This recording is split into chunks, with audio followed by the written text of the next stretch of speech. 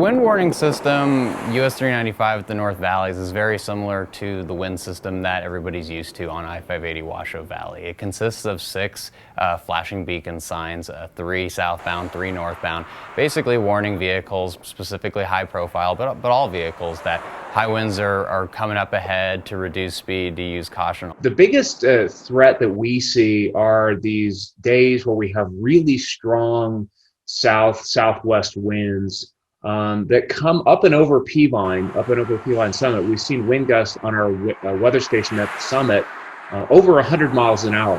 What happens is that air that's screaming up over Peavine, it comes crashing down that steep north slope of the mountain, much like a wave does at the beach. And when that wave hits the ground in the valleys, unfortunately, a lot of times that's right along Highway 395 in the North Valleys area, and so that creates some of those extreme wind patterns that we see.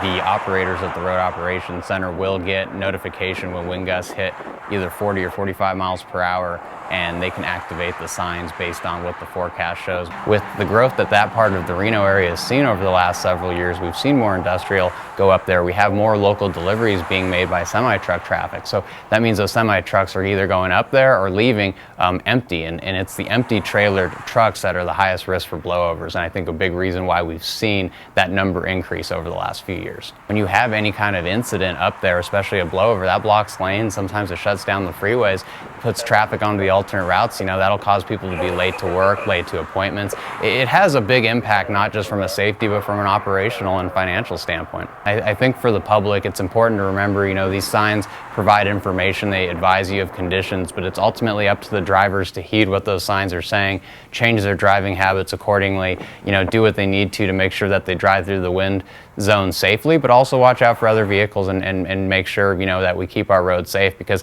sometimes, it's not always just a blowover in wind zones that we see. Sometimes vehicles with trailers and even regular vehicles will just crash because of a strong wind gust they weren't expecting, causes them to go off the road.